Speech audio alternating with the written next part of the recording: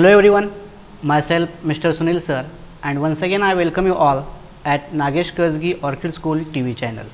Students, already we have started with the first topic of science, that is food and health, and in our previous session we had studied about importance of food and health. Also we had studied about different types of nutrients, importance of nutrients, different groups of foods. Also we had studied about balanced diet. So today we are going to learn about the remaining part of the topic, that is food preservation and different kinds of diseases. So see the first point of the topic, that is food preservation. So what is mean by food preservation? See, food preservation is the technique, food preservation is the technique used to stop the spoilage, loss of quality, nutritional value and avoid food poisoning in the food. What is mean by food preservation? Food preservation is the technique used to stop the spoilage, loss of quality, nutritional value and avoid food poisoning in the food. As we all know that nutrients from food often lost due to some reasons. Now let us see about the different reasons of the loss of nutrients from the foods. Nutrients are lost because of wrong methods of cooking and handling food. Means usually what we do, we use some wrong methods of cooking food, like we use excess water for cooking, as well as we store the food without covering them, and that also cause to loss of nutrients from food. That means using wrong methods of cooking food, like using excess water for cooking food as well as storing food without covering them, can cause to loss of nutrients from the food. Second way of nutrients loss of the food, that is washing fruits and vegetables after cutting. Washing fruits and vegetables after cutting. That means generally what we do, we wash the fruits and vegetables after cutting.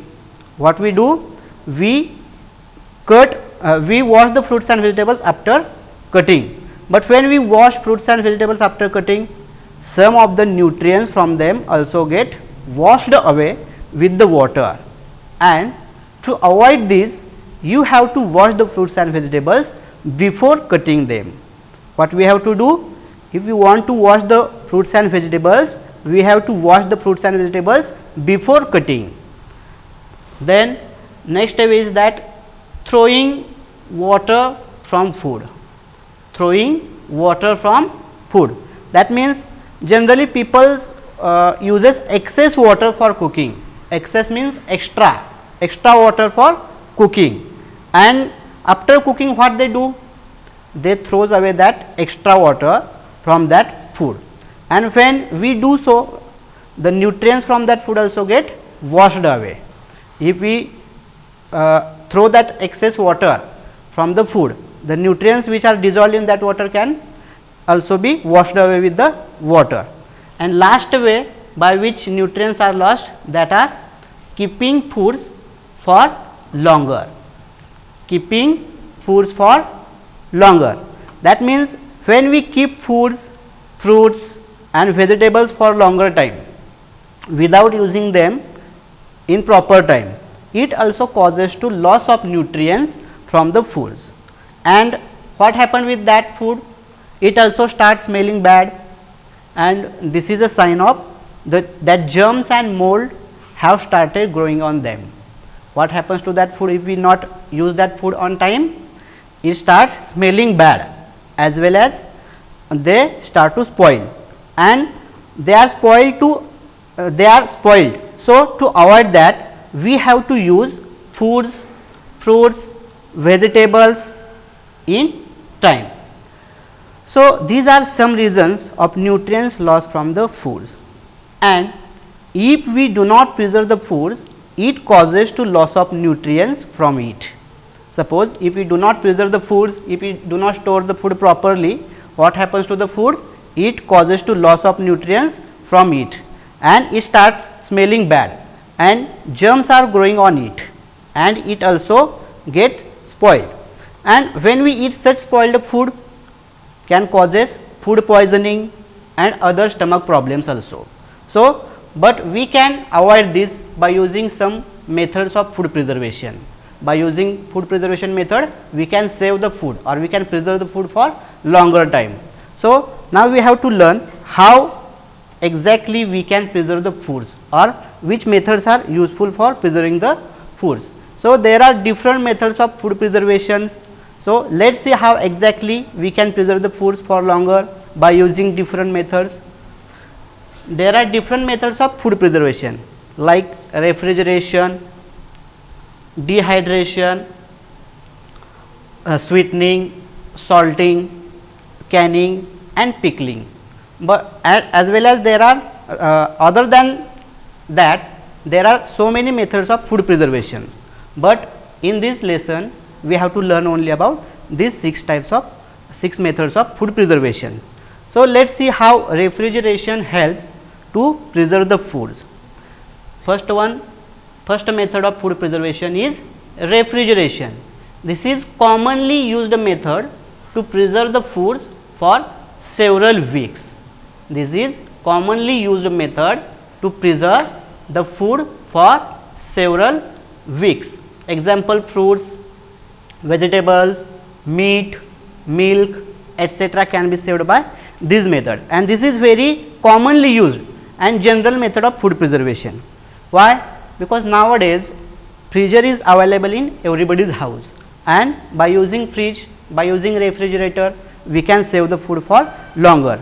So, this is most commonly used method of food preservation, and foods like milk, fruits and vegetables can be stored in refrigerators for a few days. And in the refrigerator there is the section of deep freezer, and in that section we can save some food products or food items like chicken, meat, fish, etc. We can save, or we can keep that food product in deep freezer to save the nutrients from it for several weeks. That means, in refrigerator we can save the food like fruits, vegetable for several days, and in the section of deep freezer we can save, or we can keep meat, chicken, etc. in the deep refrigerator for several weeks. How it is possible? We know that temperature in the refrigerator is very cold, and cold temperature in the refrigerator slows down the growth of microorganism and germs from the food, and which helps to save the nutrients from the foods. So, by using refrigeration we can save some food like fruits, vegetables, meat, milk, etc. for several days and several weeks. Now, second method of food preservation is dehydration. Dehydration. What is the meaning of dehydration? Dehydration means removal of water. Removal of water, or in this method we remove the water from food. What we do in this method? In this method we remove the water from foods like pulses, nuts and some fruits by drying them in hot sun. And due to dehydration, what happens? Due to dehydration, water from food items gets removed. Water from that food items get removed, which helps in avoiding the growth of germs and save the nutrients from the food. This is, as well as this is very simplest and cheapest method of food preservation.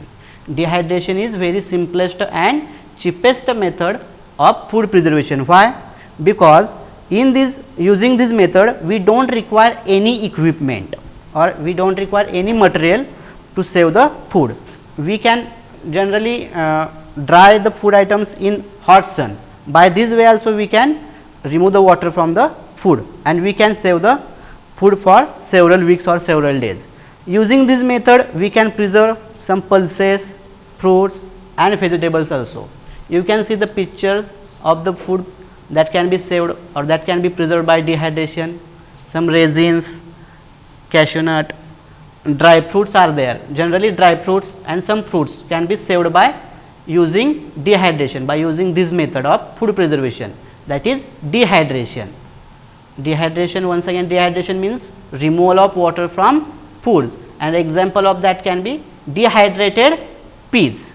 Dehydrated peas. Now look at the next method of food preservation, that is sweetening. Next method of food preservation is sweetening. As name itself suggests that, what is meant by sweetening? The name itself suggests that sweetening means addition of sugar. Addition of sugar. What we do in this method? In this method of food preservation, we add sugar. In this method of food preservation, we add sugar in the foods to save the foods from spoilage. And by using this method, we can preserve the food in the form of jams, as well as in sugar syrup. You can see the picture of food products that can be saved in sugar syrup. This bottle shows sugar syrup, and by using this method we can save the food products or food like jams, pulps and sugar syrups. Next method of food preservation is that salting. Salting. What is meant by salting? Salting is same like sweetening, but instead of sugar, in this method what we do? Instead of sugar we add salt. Like sweetening, in this method we use salt instead of sugar, because salt prevent the microbial growth. That means sugar can avoid the growth of microorganism and also kills the germs from the food. Salt can kill the germs from the food. So in this method of food preservation, in this method of salting, we add lots of salt in food to save the foods from spoiling, and we can save the food items like fish. This is mostly used method to preserve the fish and other sea foods by using this method. Now next method of food preservation is canning. Canning, another name of canning is also bottling. In this method of food preservation, what we do? In this method of food preservation, in the canning or bottling, food contents are processed and packed in an airtight container. Packed in an airtight containers or airtight jars or airtight bottles. You can see here some food products are saved in that airtight container, airtight tins, bottles, and by this way we can preserve the foods. So what we do in canning? In this method of food preservation, food contents are processed and packed in an airtight container or bottles at high temperature, and due to an airtight container, what happens? Food contents did not get in the contact of air. Due to airtight container or bottle, what happens? Food contents did not get in the contact of air, and it avoid food content from spoiling. So this method is useful to prevent foods such as meat, fish, fruits, some vegetables and baked beans. By using this method we can save this type of foods. Now next method of food preservation is pickling. This is very commonly used and simplest and cheapest method of food preservation. What we do in this method? As we all know that this is very common method of food preservation, and in this method what we do? We add some preservatives like vinegar, oil or salt to preserve the food from spoiling. What we do in this type of food preservation method, food preserving method? We add preservatives such as vinegar or oil. What we do? We add some preservatives such as vinegar or oil. Example, pickles. Pickles can be saved by, or pickles of some fruits can be saved or preserved by this method. Also we can preserve some of the fruits, vegetables and meat by using or by adding preservatives. So this is the first part of the topic. In this part we had studied about different types of nutrients, uses of nutrients, different groups of foods, balanced diet. Then we learn about the food preservation and different methods of food preservation. Now, in the next part of the topic, we have to learn or we have to study about the diseases. So, in this second part of the topic, we have to study about diseases. So, what is mean by disease or what is mean by disease? See, disease is the condition of our body, disease is the condition of our body in which our body is unable to work properly. Disease is the condition of our body in which our body is unable to work properly. A person suffering from a disease generally feels unwell, as we know that, and also that they feel weak and is unable to work properly. So, there are mainly two kinds of diseases. You can see here types of diseases that are infectious diseases. We also can say them or we also can call them as a communicable diseases, and second type of diseases is non-infectious or non-communicable diseases. So, what is mean by infectious or communicable diseases? Diseases which can spread from one person to another. Diseases which can spread from one person to another are called as infectious diseases. And non-infectious diseases, some of the diseases do not spread from one person to another. Some diseases do not spread from one person to another. Such diseases are called as non-infectious diseases. That means a person on the basis of that, diseases can be divided into two parts. There are mainly two kinds of diseases. First one are the kinds of diseases that are caused by very tiny living things. First one, that means that infectious or communicable diseases can be caused by very tiny living things. We call them as germs. And second one, that means non-infectious or non-communicable diseases are caused by deficient diet. Caused by deficient diet. So, what is mean by deficient diet? Deficient diet means when your body did not get all the nutrients, or suppose if you are not eating all types of nutrients, or you are not including all types of nutrients like proteins, vitamins, minerals, carbohydrates, fats into your daily diet, then your body did not get proper nourishment or proper nutrients, and due to that some diseases can be caused, and we can say them as a deficiency diet or non-infectious or non-communicable diseases. On the basis of that, they are divided as infectious or communicable diseases, infectious or communicable diseases, infectious or communicable diseases, and non-infectious or non-communicable diseases. So, let us learn today. We have to learn only about infectious diseases or communicable diseases. So, some diseases can spread from one person to another. Such diseases are called as infectious diseases. Some diseases can spread from one person to another. Such diseases are called as infectious diseases, and infectious diseases are caused by germs. Mainly they are caused by germs, and a person gets the disease when germs of particular disease enter in the body and harm it. How it occurs? A person gets the disease when germs of particular diseases enter in the body and harm it. So, these germs can spread to other people who come in contact with the person. For example, you can see that from your class, suppose somebody is suffering from cold or conjunctivitis. What is meant by conjunctivitis? Conjunctivitis is an eye disease in which your eyes becomes red. When you see that somebody is suffering from cold or conjunctivitis, at the same time you can see that lots of children or lots of students or lots of your friends also suffering from the same disease. So, infectious diseases can be spread in many ways.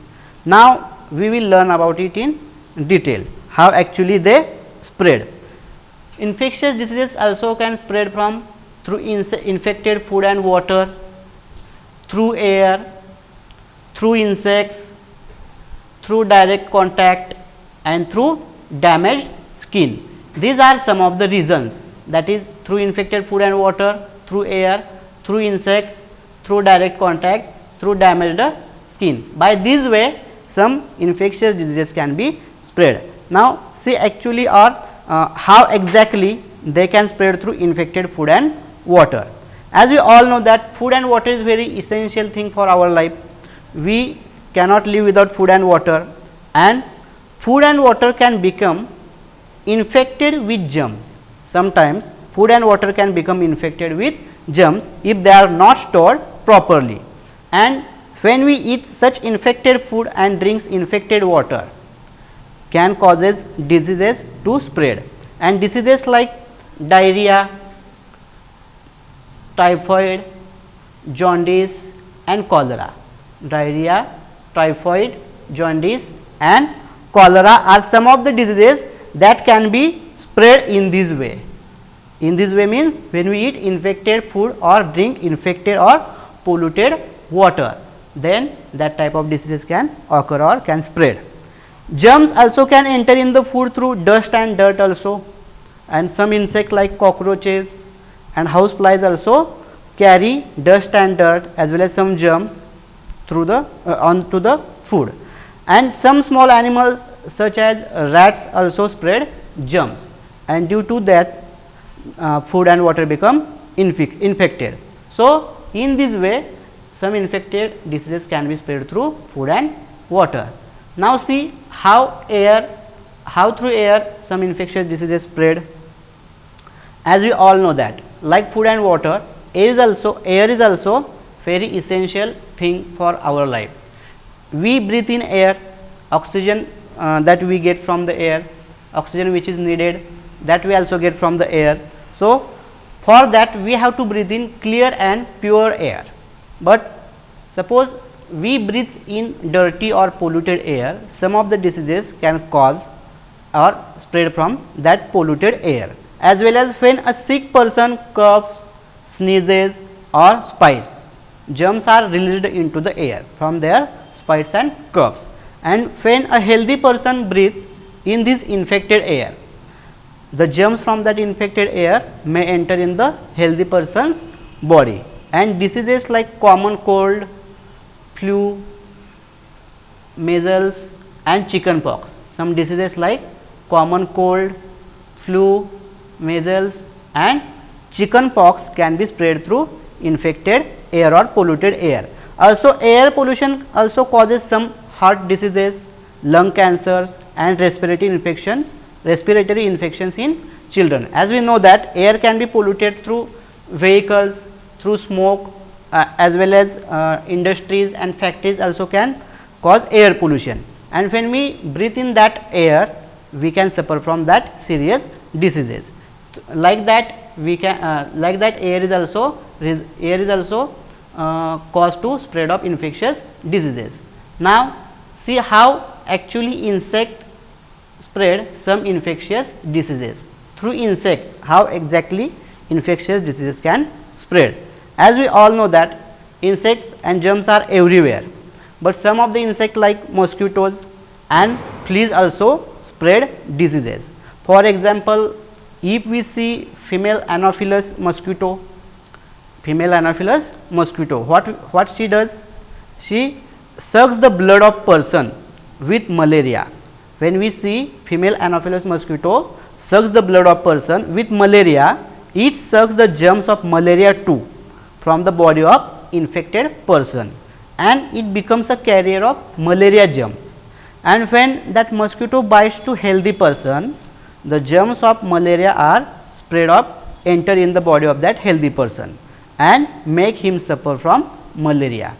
Like mosquito, like malaria, dengue is also spread by mosquitoes and plague is spread by rat fleas. That means, mosquito spread diseases like malaria and dengue, and insect like rat fleas can spread plague.